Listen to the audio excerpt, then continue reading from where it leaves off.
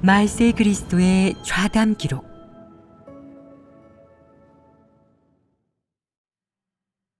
하나님께 순종하는 실행 원칙. 욥이 자신의 자녀들을 어떤 태도로 대했는지 다시 한번 살펴보자. 너희가 말해 보아라. 욥은 여호와를 경외하였으나 그의 자녀는 하나님을 믿지 않았다. 남들이 보기에 이는 욥의 체면이 깎이는 일 아니겠느냐. 사람의 관념대로라면 그렇게 큰 가문에서 욥이 여호와 하나님을 경외하는데 그의 자녀가 하나님을 믿지 않으면 욥이 얼마나 체면이 깎이겠느냐고 생각하게 되어 있다. 이 체면은 사람의 뜻과 혈기에서 나온 것 아니겠느냐. 사람은 이건 너무 체면이 서지 않아. 그들이 하나님을 믿게 할 방법을 찾아내 체면을 세워야 해. 라고 생각하게 된다. 이는 사람의 뜻에서 나온 것 아니겠느냐. 욥이 이렇게 하였느냐. 성경에 뭐라고 적혀 있느냐. 욥은 단지 그들을 위해 제사를 드리고 기도만 했다. 이는 어떤 태도이냐. 여기에서 너희는 욥의 실행 원칙을 알 수 있겠느냐. 자녀가 잔치를 베풀어 즐기는 것을 욥이 저지하거나 간섭했는지 우리가 알 수는 없지만 욥이 참여하지 않았다는 것은 분명하다. 욥은 단지 그들을 위해 제사를 드렸을 뿐이다.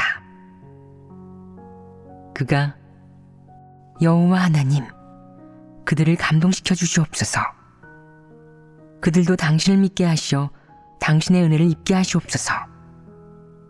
그들도 저와 같이 당신을 경외하며 악에서 떠나도록 하시옵소서. 라고 기도하였느냐. 그가 이렇게 기도한 적이 있느냐. 성경에 이런 기록은 없다. 욥은 그들을 멀리하고 그들을 위해 제사를 드리는 방법을 택했다. 그는 마음속으로 그들을 걱정하고 그들이 여호와 하나님께 죄를 지을까 두려워했다. 욥은 이 몇 가지를 실행했던 것이다. 그의 실행 원칙은 무엇이었느냐? 그들에게 강요하지 않는 것이었다.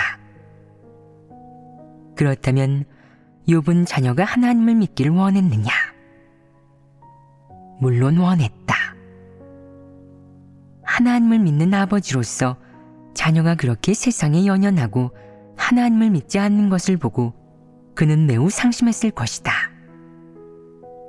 그는 분명 자녀가 모두 하나님 앞으로 나아가 자신처럼 제사를 드리고 하나님을 경외하며 악에서 떠나 하나님의 주제와 안배를 받아들이기를 원했을 것이다. 이는 체면 문제가 아니며 부모로서의 책임이다. 하지만 자녀는 믿지 않는 것을 선택했고 아버지인 욥 또한 강요하지 않았다. 이것이 그의 태도이다. 그렇다면 그는 어떻게 했느냐? 억지로 잡아 끌고 가거나 설득하려 했겠느냐? 절대 그렇게 하지 않았을 것이다. 그는 기껏해야 때때로 몇 마디 권유밖에 하지 않았을 것이며 자녀가 듣지 않으면 그만이었을 것이다. 그저 그들에게 규범을 벗어나는 일은 하지 말라고 말한 후 그들과 떨어져 선을 긋고 각자의 삶을 살았을 것이다. 욥이 그들을 위해 제사를 드린 것은 그들이 여호와 하나님께 죄를 지을까 두려웠기 때문이었다. 그에게 하나님에 대한 경외심이 있었기에 그렇게 한 것이지 결코 자녀들 대신 제사를 드린 것은 아니었다. 욥은 강요하지 않았고 억지로 잡아 끌지도 않았으며 이들은 내 자녀이니 하나님이 몇 사람을 더 얻도록 반드시 그들이 하나님을 믿게 해야 해. 라고 말하지도 않았다. 그는 이렇게 말하지 않았고 이런 계획과 타산도 없었으며 이렇게 하지도 않았다.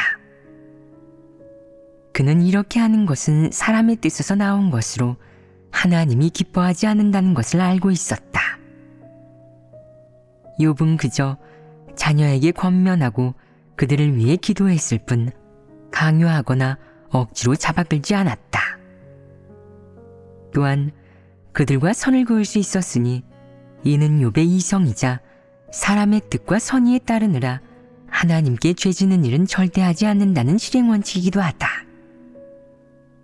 또한 그들이 하나님을 믿지 않는데도 하나님이 그들을 감동시키지 않으니 욥은 하나님의 뜻을 깨닫고 하나님도 행하지 않으시니 저 또한 그들을 위해 기도하지 않고 하나님께 바라지 않겠습니다.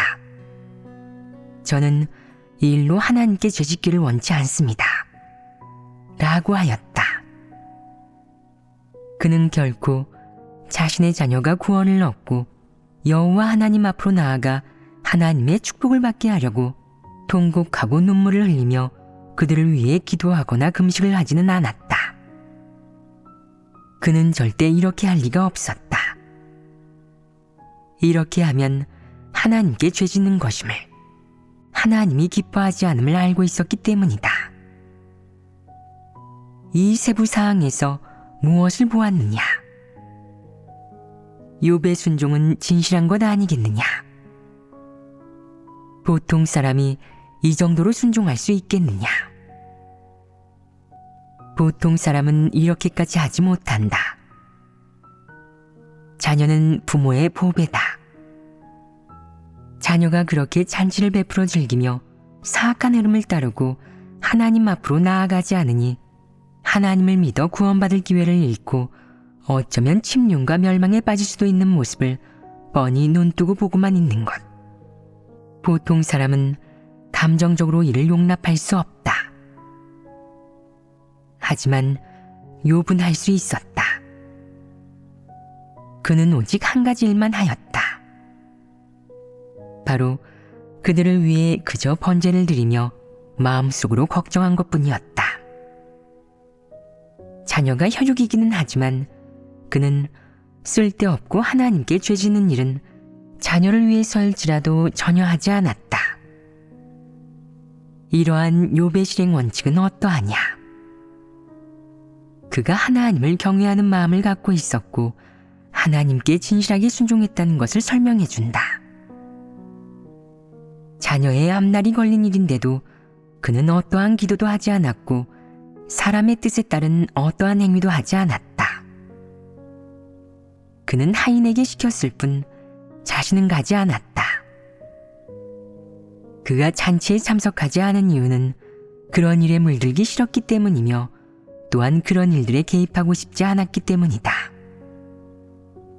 개입하면 하나님께 죄짓게 되니 사악한 곳을 멀리했다. 욥의 실행에 세부사항이 있지 않느냐? 우선 자녀를 어떻게 대했나 이야기해보자. 그의 근본 취지는 바로 모든 일에서 하나님의 지배와 안배에 순종한다는 것이다. 하나님이 행하지 않는 일에는 그도 억지로 나서지 않았으며 사람의 뜻에 따라 계획하고 타산하지 않았다. 매사에서 하나님의 지배와 안배를 따르고 기다렸다.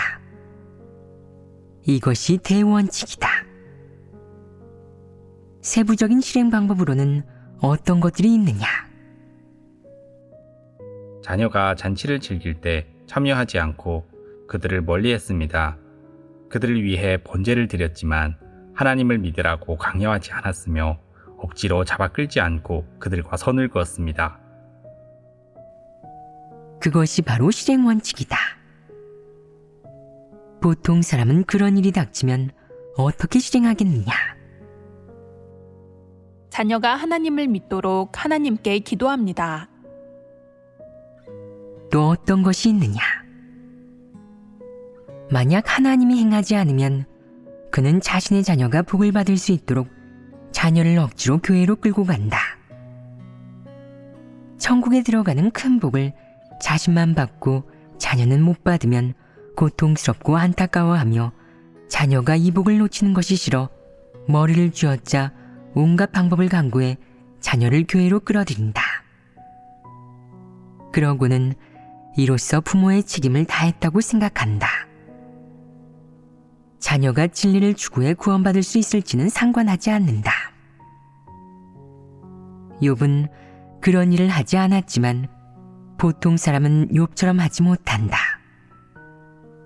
그들은 왜 하지 못하겠느냐? 보통 사람은 그것이 하나님께 죄짓는 일인지 생각조차 하지 않는다.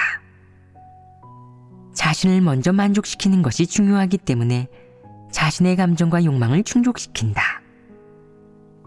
하나님이 어떻게 주재하고 안배하는지, 하나님이 어떻게 행하는지, 하나님의 뜻은 무엇인지를 고려하지 않고 그저 자신의 욕망, 감정, 속셈, 이익만을 생각한다. 욥은 자녀를 어떻게 대했느냐? 욥은 그저 아버지로서의 책임을 다했을 뿐이다. 자녀에게 복음을 전하고 진리를 교제해 주었지만 자녀가 이를 들을지 또는 순종할 수 있을지에 대한 욥의 태도는 그들에게 하나님을 믿으라고 강요하지 않는 것이었다. 또한 억지로 복종시키지도 않았으며 그들의 생활에 간섭하지도 않았다. 사상 관점이 다르기 때문에 욥은 그들이 무엇을 하는지, 어떤 길을 가는지 간섭하지 않았다. 욥이 자녀들에게 하나님을 믿는 것에 대해 말을 아껴 쓸 리가 있느냐? 분명히 이런 말들을 모두 다 했을 것이다. 하지만 그들이 듣지 않고 받아들이지 않았을 때 욥은 어떤 태도를 취하였느냐? 저의 책임을 다했습니다. 그들이 어떤 길을 걸을지는 그들의 선택에 달려 있고 또한 하나님의 지배와 안배에 달려 있습니다. 하나님께서 행하지 않으시고 그들을 감동시키지 않으시면 저도 강요하지 않겠습니다. 라고 하였다. 그래서 욥은 하나님 앞에서 그들을 위해 기도하거나 통곡하며 눈물 흘리거나 금식 혹은 어떤 고통을 받거나 하는 일들을 하지 않았다. 욥은 어째서 이런 일들을 하지 않았느냐? 이것들이 전부 하나님의 주제와 안배에 순종하는 행위가 아니고 사람의 뜻에서 나온 억지로 나서는 행위였기 때문이다. 자녀가 그와 같은 길을 걷지 않을 때 욥은 이런 태도를 취했다. 그렇다면 자녀가 죽었을 때 욥의 태도는 어떠했느냐? 울거나 소란을 피웠느냐? 상심했느냐? 성경에는 이에 관한 기록이 없다. 자녀의 죽음 앞에서 그가 비통하고 괴롭지 않았겠느냐? 혈육의 정이라는 관점에서 자녀의 죽음에 그는 분명 약간 상심했겠지만 여전히 하나님께 순종했다. 그가 순종한 모습은 어떠했느냐? 그는 하나님께서 저에게 이 자녀들을 주셨으니 그들이 하나님을 믿든 안 믿든 사람의 목숨은 모두 하나님의 손에 달려 있습니다. 그들이 하나님을 믿는다고 해도 하나님께서 걷어가시려 하면 걷어가실 수 있고 그들이 하나님을 믿지 않아도 하나님께서 걷어가신다고 하면 걷어가실 것이니 이 모든 것이 하나님 손에 달려 있습니다. 그렇지 않다면 누가 사람의 목숨을 앗아갈 수 있겠습니까? 라고 말했다. 이는 무슨 말로 귀결되느냐? 주신 자도 여호와시오 취하신 자도 여호와시오니 여호와의 이름이 찬송을 받으실지니이다. 이다. 욥은 자녀에게도 이런 태도를 취했다. 자녀가 살아있든 죽었든 욥은 줄곧 이런 태도였다. 그의 실행 방법은 정확했다. 그의 모든 실행 방법과 각각의 일들을 대하는 그의 관점, 태도, 내적 상태는 모두 순종하고 기다리고 구하고 그리하여 인식하게 되는 이런 상황과 내적 상태에 놓여 있었다. 이 태도는 매우 중요하다. 사람이 만약 어떤 일을 할 때 이런 태도가 없다면 자기 뜻이 매우 강하고 모든 일에 개인의 속셈과 이익을 가장 중시한다면 이는 진실한 순종이겠느냐? 이러면 진실한 순종을 볼 수 없으며 진실한 순종에 이를 수도 없다. 어떤 사람들은 본분을 이행할 때 진리 원칙을 구하는 것을 중시하지 않고 늘 자기 뜻에 따라 행동한다. 자기 뜻이 특히나 강한 사람에게서 가장 자주 볼 수 있는 모습은 무엇이냐? 바로 무슨 일이 닥치든 먼저 자기 마음속으로 주판알을 튀겨보는 것이다. 생각할 수 있는 모든 것을 다 생각해 치밀한 계획을 세우며 허점이 없다고 생각되면 완전히 자기 뜻에 따라 실행한다. 결과적으로 계획은 계획일 뿐 시시각각 변하는 상황에 대응하지 못해 때로는 잘못되기도 한다. 이는 무슨 문제겠느냐? 자기 뜻에 따라 행동하면 이렇게 종종 실수가 생긴다. 따라서 어떤 일에 직면하더라도 모두 함께 모여 진리를 구하고 하나님께 기도해 하나님의 인도와 깨우침을 구해야 한다. 그러면 교제한 것들의 빛비춤이 있으며 실행 가능한 방법이 생긴다. 이 밖에도 하나님께 일을 맡겨 하나님을 앙망하고 의지할 수 있다면 하나님이 인도하고 보살피고 지켜주니 이렇게 실행하는 것이 훨씬 더 성공할 가능성이 크고 별다른 큰 문제도 생기지 않는다. 사람의 머리로만 생각해낸 것이 사실에 완벽하게 부합할 수 있겠느냐? 진리 원칙에 부합할 수 있겠느냐? 불가능하다. 사람이 본분을 이행하면서 하나님께 의지하지 않고 하나님을 앙망하지도 않고 자기 뜻대로만 행동한다면 아무리 똑똑해도 실패할 때가 늘 있는 법이다. 교만하고 독선적인 사람은 자기 뜻대로 행동하기 쉽다. 그런 자에게 하나님을 경외하는 마음이 있겠느냐? 자기 생각이 너무 강한 사람은 일할 때는 하나님을 잊고 하나님께 순종하는 것도 있는다. 그러다 벽에 부딪히거나 일이 성사되지 않으면 그제야 하나님께 순종하지도 기도하지도 않았다는 사실을 떠올린다. 이것은 무슨 문제겠느냐? 이는 마음속에 하나님이 없는 것이다. 일하는 면을 보면 그는 마음속에 하나님이 없고 언제나 자기가 나선다는 것을 알 수 있다. 그렇기에 교회 사역을 하거나 본분을 이행할 때든 또는 외부적인 일을 처리하거나 일상생활의 사적인 일을 처리할 때든 마음속에 원칙이 있어야 하며 특정한 내적 상태를 유지해야 한다. 그것은 어떤 내적 상태겠느냐?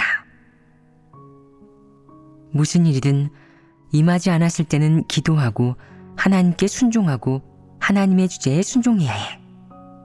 모든 것은 하나님이 배치하신 거야. 일이 임하면 하나님의 뜻을 구해야 해. 내 계획을 세우지 말고 이런 태도를 지녀야 해. 한동안 이렇게 체험하면 자기도 모르는 새에 많은 일에서 하나님의 주제를 보게 된다. 만약 늘 자신의 계획과 타산, 바람, 사심, 욕망을 지닌다면 내 마음은 부지 중에 하나님에게서 멀어지며 하나님의 행사를 보지 못하게 될 것이다. 하나님이 대부분 너에게 모습을 감추게 된다. 너는 내 뜻대로 행동하는 것을 좋아하지 않느냐? 내게는 계획이 있지 않느냐? 너는 스스로 머리가 있고 문화적 소양이 있으며 지식이 있다고, 또 일을 처리할 방법과 수완도 있다고 생각한다. 너 혼자 일을 처리하고 해결할 수 있으니 내게는 하나님이 필요 없다. 그래서 하나님은 그럼 너 스스로 알아서 하거라. 나는 신경 쓰지 않을 테니 잘하든 못하든 내가 알아서 책임지거라. 라고 말하며 너에게 신경 쓰지 않는 것이다. 사람이 이렇게 자기 뜻을 따르면서 하나님을 믿는다면, 또 자기가 원하는 대로 믿는다면 어떤 결과가 초래되겠느냐? 항상 하나님의 주제를 체험하지 못하고 하나님의 손을 보지 못하며 성령의 깨우침과 비피춤, 그리고 하나님의 인도를 느끼지 못하게 된다. 이렇게 오랜 시간이 흐르면 어떻게 되겠느냐? 하나님에게서 점점 마음이 멀어지며 그에 따른 후속 영향이 나타난다. 어떤 영향이겠느냐? 하나님을 의심하고 부정하게 됩니다.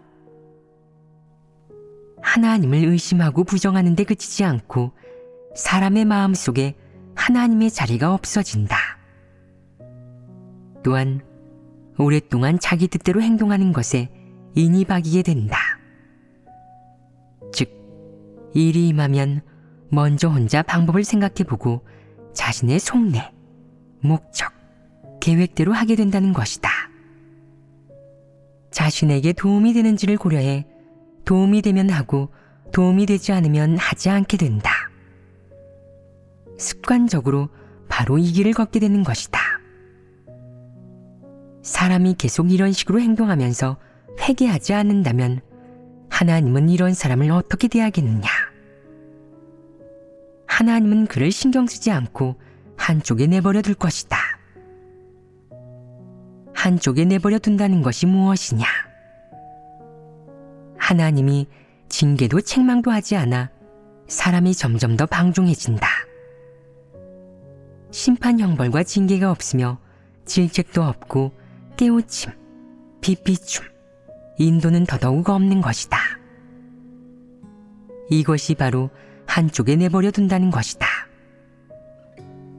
하나님이 사람을 한쪽에 내버려 두면 그 사람은 어떤 느낌이겠느냐?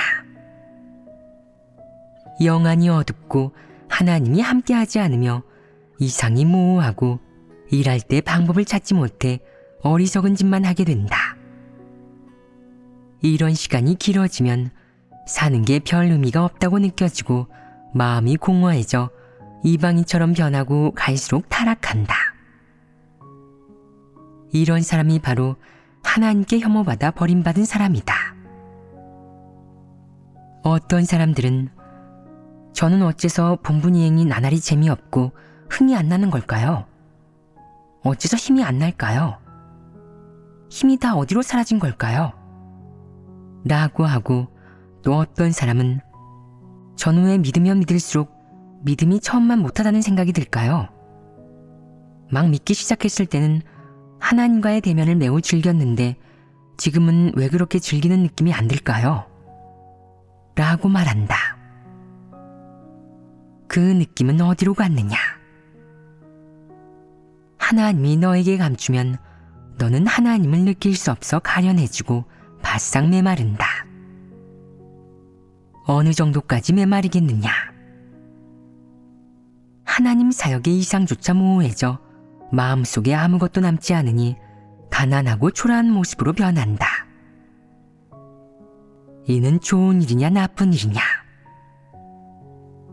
같은 사람인데 하나님이 버리면 사람이 이렇게 어리석고 우매하게 변하고 아무것도 남지 않는다. 이것이 바로 하나님을 떠난 사람의 가련한 모습이다. 이때 그는 하나님을 믿는 것이 좋다는 생각이 들지 않고 아무리 생각해도 하나님을 믿는 것이 바른 길이라는 생각도 들지 않게 된다. 그에게 있어 이 길은 계속 갈 수 없는 길이니 누가 권해도 소용이 없다. 계속 믿을 수가 없게 되니 세상으로 달려나가 돈을 버는 것만이 그의 유일한 선택지이자 가장 현실적인 길이 된다. 그는 직위, 재물, 행복을 추구하고 가문을 빛내고 출세하려고 하게 된다. 그의 마음이 이런 것들로 가득 차 있으니 본분을 이행할 수 있겠느냐? 이행할 수 없다. 만약 어떤 사람이 이런 생각을 갖고는 있지만 조금은 진실한 믿음이 있어 계속 추구하기를 원한다면 하나님 집에서는 어떤 태도로 이런 사람들을 대하느냐? 그가 봉사할 수만 있다면 하나님 집에서는 기회를 준다. 하나님은 누구에게도 높게 요구하지 않는다. 왜 그렇겠느냐? 사람은 모두 진공 속에서 살고 있는 것이 아니어서 폐괴되지 않은 사람이 없기 때문이다. 어느 누가 하나님께 대적하는 생각이 없겠느냐? 어느 누가 하나님께 대적한 과오가 없겠느냐? 어느 누가 하나님을 거역하는 내적 상태와 태도가 없겠느냐? 더 나아가 어느 누가 하나님을 불신하고 의심하고 오해하거나 추측하는 마음, 생각, 의견 혹은 내적 상태가 없겠느냐? 모두 있다. 그렇다면 하나님은 어떻게 사람을 대하느냐? 하나님이 이것들을 문제 삼느냐? 한 번도 문제 삼은 적이 없다. 하나님은 어떻게 하였느냐?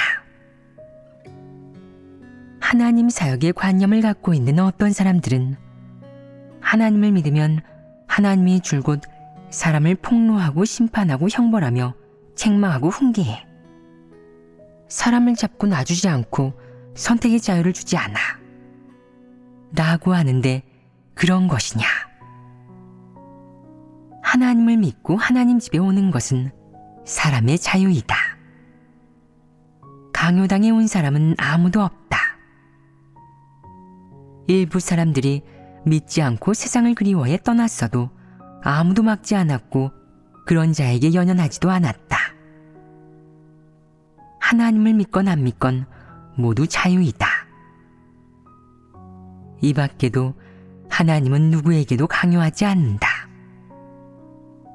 사람에게 어떤 요구를 하든 하나님은 사람이 스스로 길을 선택하도록 하며 어떤 사람에게도 강요한 적이 없다. 성령이 어떻게 역사하든 또는 어떻게 사람을 이끌고 인도하여 하나님 말씀을 읽게 하든 결론적으로 하나님은 결코 사람에게 강요하지 않는다. 하나님은 그저 줄곧 진리를 선포하여 사람에게 공급하고 사람을 목양하며 지속적으로 진리를 교제해 문제를 해결함으로써 사람이 진리를 깨닫도록 할 뿐이다. 사람이 진리를 깨닫게 하는 목적은 무엇이냐? 진리를 받아들일 수 있도록 하려는 것입니다. 내가 진리와 하나님 말씀을 받아들이면 분량이 생겨 이러한 폐역과 폐괴 성품, 불신파의 관점, 각종 올바르지 않은 내적 상태를 막아낼 수 있게 된다. 내가 이러한 내적 상태들을 분별할 수 있게 되면 미혹당하지 않게 된다. 각 방면의 진리를 깨달아 사람이 하나님을 오해하지 않게 되고 하나님의 뜻을 깨닫게 되면 피조물의 본분을 제대로 잘 이행할 수 있게 되는 한편, 또 다른 한편으로는 사람다운 모습으로 살게 되어 올바른 인생의 길을 걷게 된다. 사람이 올바른 인생의 길을 걷고 피조물로서 당연한 증언을 하게 되면 결국 사탄과 싸워 이길 수 있고 성품이 변화되어 하나님께 진실로 순종하고 하나님을 진정으로 경외하는 합당한 자격을 갖춘 피조물이 된다. 이러면 구원을 받을 수 있으니 이것이 최종 목표이다.